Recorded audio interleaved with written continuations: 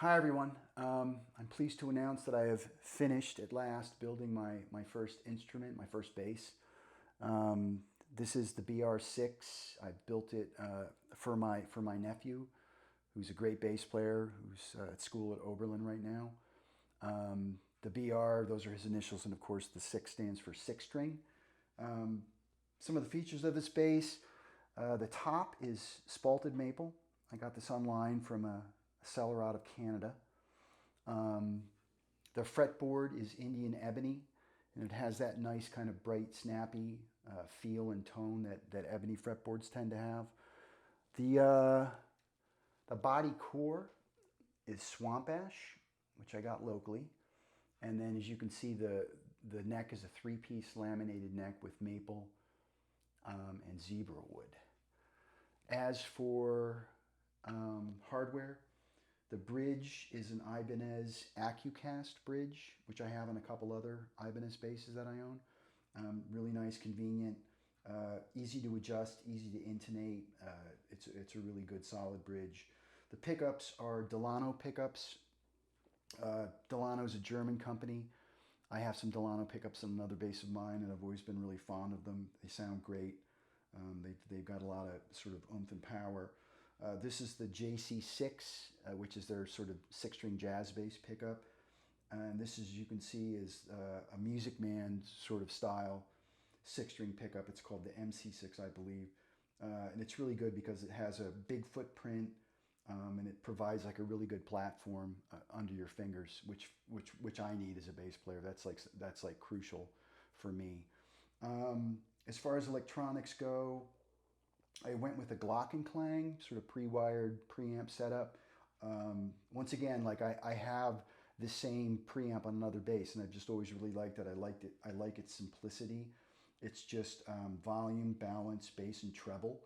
And then, of course, it has like a push-pull feature for switching between active and passive modes.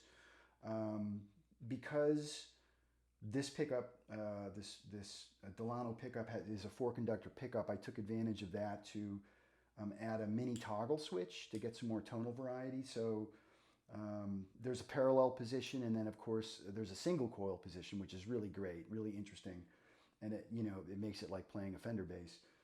And then of course just a standard series position. And let's see, Hipshot tuners, super smooth, lightweight. They're lightweight sort of version of the tuner, reliable. No slipping. They're really, really super nice. As for some of the design features, like one of the things I've learned building my own bass is that when you build your own bass, you can build it to your specifications, which is super important because many of the basses I've owned over the years just have certain features that don't really make them optimal for the way that I play. And so like one of the main sort of features of this bass is that this bridge pickup, I moved it 10 millimeters closer to the neck than most basses that I have. And the reason for that is there's a huge difference in both tone and string tension, between, say, playing like right here close to the bridge and playing here on the pickup, further away. And that's always kind of been a problem on some of the basses that I own, especially because when you're playing on the C string, which already is a thin sounding string, it sounds thinner and thinner the closer you get to the bridge in terms of like where you're picking the note. So to just simply moving this pickup 10 millimeters closer to the neck has really made a big difference. And it also in terms of, as I said, of string tension, like it's just a lot easier to play here closer to the neck than it is here. And you can also probably hear, even though I'm just playing acoustically, the real difference in tone between those two positions. So like, again, when you go to buy a production bass, they have to sort of build them to accommodate a wide range of styles, and that doesn't always necessarily mean that it accommodates your style. So one of the beauties of building your own instrument is you get to make choices like that, and sort of tailor it to exactly what you want and what you're used to. And so every element of this bass, from like the neck profile to sort of how it hangs and balances, was designed with me in mind. even though I'm giving this away. My nephew and I are very similar in the way that we play and where we put our hands and stuff like that, so I know it's going to work for him too.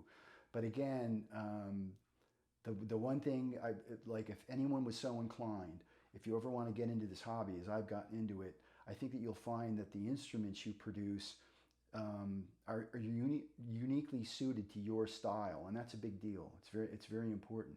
And I really look forward to making another one of these for myself. So anyways, there it is, the BR6.